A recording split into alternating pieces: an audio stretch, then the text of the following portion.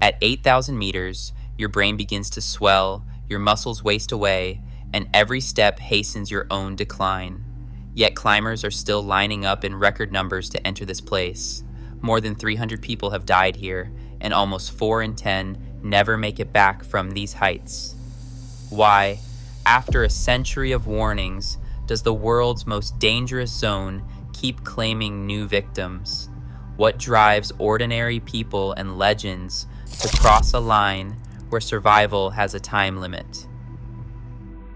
In June 1924, 2 British climbers, George Mallory and Andrew Irvine, set out from their high camp on Everest's northeast ridge, aiming for a summit no one had ever reached.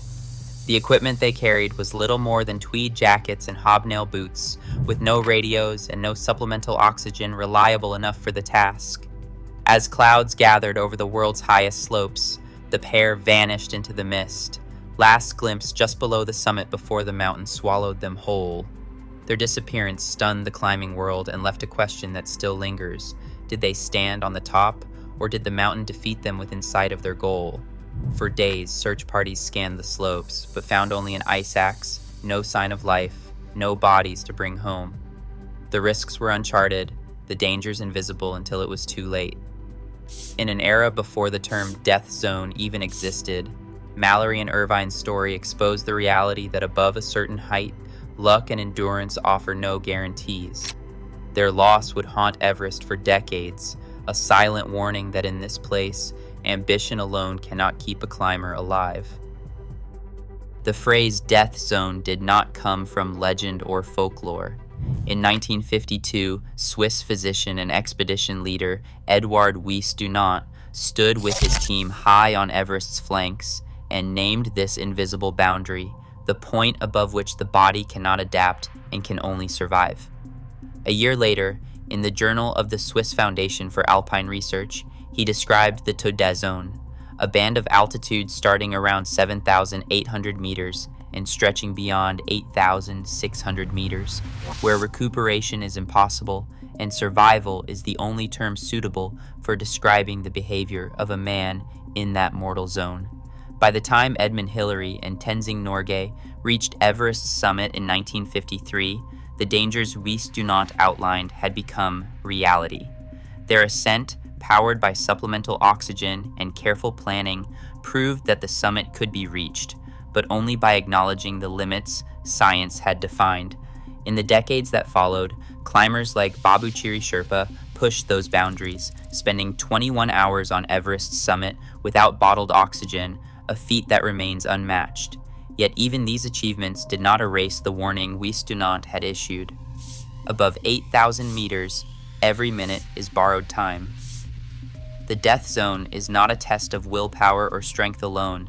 It is a line drawn by biology, one that every climber must respect. In the spring of 2019, Everest's upper slopes turned into a human gridlock. The Nepalese government issued 381 climbing permits that season, more than ever before.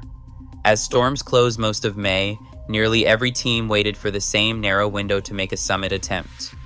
On May 22nd and 23rd, over 200 climbers, plus their Sherpa guides, crowded the fixed ropes above 8,500 meters. The line stretched from the south summit across the Cornice Traverse, winding up to the Hillary Step, a single file queue, each person clipped to the same rope, inching forward in air so thin that every breath felt like drowning. A composite climber, let us call her Maya, found herself stuck for nearly 2 hours, motionless on a knife-edge ridge. Ahead and behind, boots scraped ice as dozens waited their turn to pass a narrow rock outcrop. The ridge offered no shelter, only a 1,000-meter drop on either side. With each minute, Maya's oxygen canister ticked lower. The cold seeped in. She watched as a Sherpa guide checked a client's mask, then urged patience. There was nowhere to go. A summit push that should have taken 8 hours stretched to 12, even 14, as climbers waited for the rope to clear. Some ran out of supplemental oxygen before reaching the top. Others lost strength standing still, unable to generate heat. That season, 11 people died on Everest. Doctors and guides later connected several of those deaths to the hours-long delays in the death zone, where a traffic jam can turn a climb into a fight for survival. Permit numbers keep rising, but the mountain's narrow ridges cannot be widened. Each new season brings more pressure to the same exposed line, and with it, more risk. The descent from the summit is where the mountain claims most of its victims. Climbers who have spent hours in the death zone, often far longer than planned, find themselves at their weakest just as the hardest work begins. Oxygen supplies run low or run out entirely, leaving bodies starved for air. Muscles that carried them to the top now tremble with fatigue, and minds clouded by hypoxia struggle to make simple decisions. Each step downward demands focus, but exhaustion and thin air dull reaction times. On narrow ridges and icy slopes, a single misstep can mean a fall of thousands of meters. Crowds compound the risk. When dozens of climbers are forced to wait their turn on a fixed rope, delays stretch for hours. The longer they linger above 8,000 meters, the more their bodies break down. Some collapse where they stand, unable to move another step. Others lose their way in the whiteout of confusion that comes with oxygen deprivation. Above this height, rescue is almost always impossible. Helicopters cannot fly in such thin air, and even the strongest Sherpa guides cannot carry an unconscious climber down for long. More than 330 climbers have died on Mount Everest, and nearly 40% of those deaths have occurred in the death zone, most on the way down. The bodies that remain are a stark reminder. In this place, turning back is often more dangerous than pushing on. The descent is not a victory lap.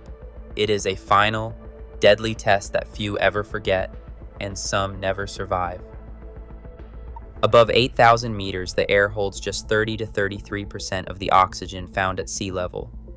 Each breath delivers so little that, even at rest, the body's oxygen saturation, measured as SpO2, can plunge below 70%. At this threshold, basic functions start to fail. The brain swells with fluid, a condition called high-altitude cerebral edema, known as HACE. Lungs can flood from high-altitude pulmonary edema, known as HAPE. Simple movements become exhausting, judgment slips, and reaction times slow. Climbers who linger here face a hard deadline. With supplemental oxygen, survival is measured in hours, and most experts warn not to exceed 16 to 20 hours. Even the strongest are not immune. Sherpas, who fix ropes, carry loads, and often lead the way for others, face repeated crossings through this zone each season. Their resilience is legendary, but risk is cumulative. Since records began, at least 129 Sherpas have died on Everest, many while working above the 8,000-meter line. The death zone does not discriminate. Every body is on borrowed time. Glaciers that once anchored Everest's climbing routes are thinning fast. The Khumbu icefall, already infamous for its shifting towers of ice, now loses up to 15 meters of thickness a year. Warmer spring temperatures have pushed avalanche risk up by nearly 30% since 2000. On the summit ridge, permafrost is thawing. Rock and ice that held steady for generations now break loose with little warning, turning once reliable passages into hazards. In 2014, a single collapse in the icefall killed 16 Sherpas, an event tied to accelerated melt. These changes forced more rerouting each season, exposing climbers and guides to longer, riskier crossings. Some guides and scientists warn that without stronger rules, these dangers will only grow. Proposals include capping the number of climbing permits, setting strict experience requirements, and recognizing the vital role of Sherpa labor. Yet every spring, hundreds more permits are issued, even as the mountain's foundation grows less stable. The question now is not whether Everest can be made safe, but whether policy will catch up before the next disaster. Today, more climbers are drawn to these heights than ever, despite the known risks. As the line between ambition and survival blurs, the death zone exposes how little room nature leaves for error.